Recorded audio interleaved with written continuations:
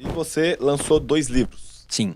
2 livros, 2 obras. O pessoal fala que você tem que plantar uma árvore.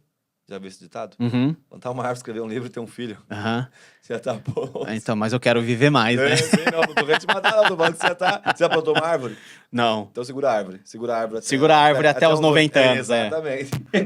Você escreveu 2 livros. Um chama Deus Falou na Língua dos Homens. Isso.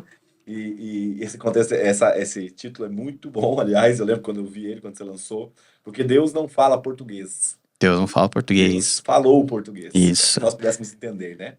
E eu queria que você falasse um pouquinho desse pra gente, depois a gente vai falar acerca do grego diário aí. Pois é, o Deus falou na língua dos homens, quem cunhou, quem me ajudou no título foi o Bibo, né?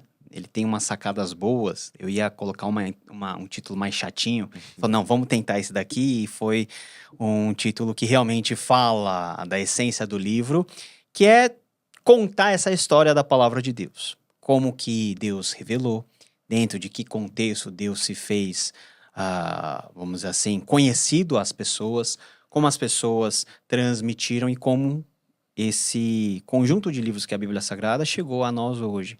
Então, é uma grande introdução à Bíblia. Eu tentei buscar o que havia de mais atual na bibliografia produzida em termos acadêmicos nos Estados Unidos, no Reino Unido, na Europa. O tempo de estudos em Edimburgo me ajudou muito a ter contato com essas obras. A gente trouxe tudo isso, condensou. Basicamente, são 16 capítulos que, na verdade, são 16 aulas, né? Que eu tinha um curso no seminário com esse nome, com essa pegada. A gente organizou todos os manuscritos em forma de livro, a gente lançou e, graças a Deus, tem abençoado muita gente. Já foi lançado em 2020, no meio da pandemia.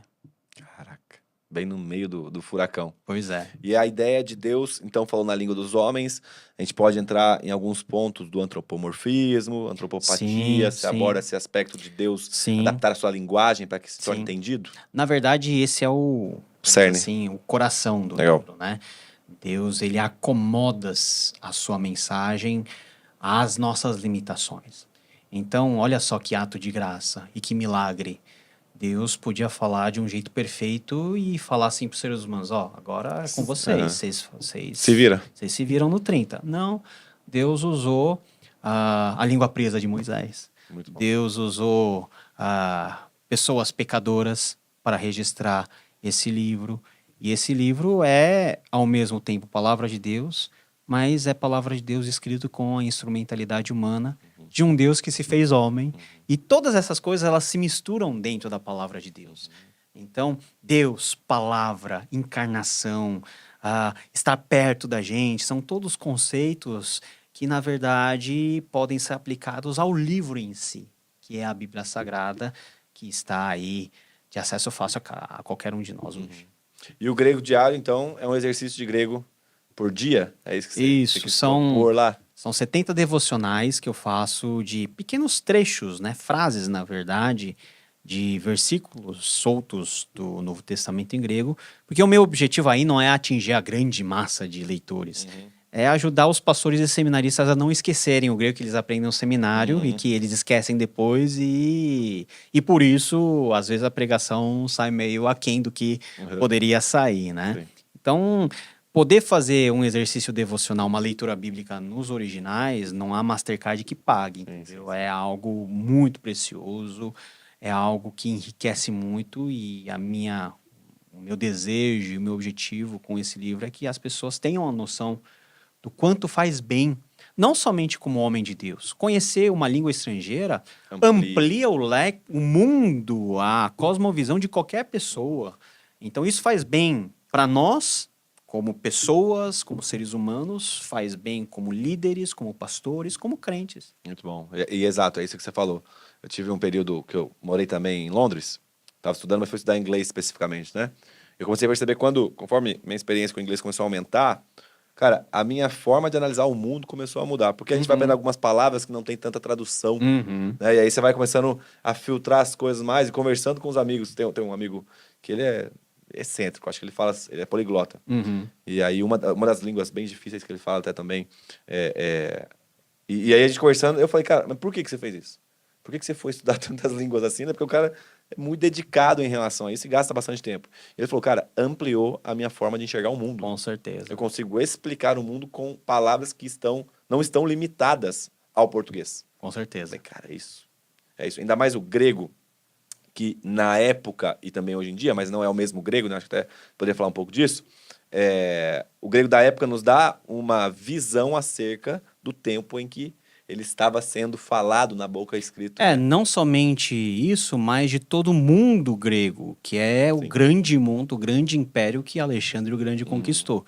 Ele virtualmente conquistou toda a Europa, toda a Ásia Menor, chegando nas fronteiras da Índia. Então, poucos impérios, com exceção do Império Mongol, por exemplo, o Império Vitoriano, né, nos séculos anteriores com a Inglaterra, poucos impérios conseguiram ultrapassar essa dimensão territorial e essa influência cultural. Então, quando nós falamos de língua, nós estamos falando de cultura. Saber e conhecer a cultura da época é fundamental para nós entendermos o fruto dessa cultura. A Bíblia também é fruto dessa cultura helênica, porque aprove a Deus, olha só que interessante, com Alexandre o Grande, todo mundo mediterrâneo passou a falar grego. Grego se tornou uma língua franca, como o inglês hoje. O Novo Testamento foi escrito em grego. Por quê? Porque se aproveitou da língua já universalizada, se aproveitou de todas as rotas que os romanos construíram para, num período muito curto de tempo, quanto tempo demorou do evangelho sair de Jerusalém e alcançar Roma, por exemplo? 2 décadas, isso é muito pouco tempo. Em 100 anos, toda a Europa conhecia, de alguma forma, o evangelho. Em 300 anos, com Constantino, a Europa se torna cristã. Então é um processo rápido, é um processo assustadoramente intenso, que se beneficiou muito da questão da cultura, da língua, da interface que os cristãos faziam com categorias filosóficas. E isso tudo é a bagagem de tradição que nós temos da interpretação desde o começo da igreja até hoje. Muito bom. Essa perspectiva, ela enriquece, porque a gente sempre fica nesse pensamento, né, de que Deus tinha que escrever em hebraico, porque era, entre muitas aspas, uma língua santa. Era a forma que Deus comunicou lá com os profetas e coisas do tipo. Mas não, Deus usa até aí um paralelo ali para que ele pudesse comunicar de forma mais rápida. E, cara, acho que o Espírito Santo, ele sempre foi muito inteligente na sua revelação, no seu propósito. Então, essa qualidade de enxergar o grego como uma via, que hoje seria o inglês, né, cara, é inexplicável. Na época, talvez, seria algo proporcional ao mundo. A influência que a região de fala grega ali pegaria foi algo... Ser grego era ser pop na época. Era ser pop. Era ser popular na época. Mas, assim, as pessoas falam, não, que hebraico é a língua sagrada. Deus podia ter se revelado em tupi-guarani, em russo, né? É porque Deus escolheu Abraão. E Abraão falava hebraico, arameu, né? As línguas semíticas da época. Se fosse qualquer outro povo, Deus teria falado na língua daquele povo. Sim, sim. Então, isso também é um ato de bondade de Deus. Que Deus, ele fala de um jeito que a gente consegue entender. Graças a Deus por isso. Porque senão a gente tava A gente cego até tava hoje. lascado, né?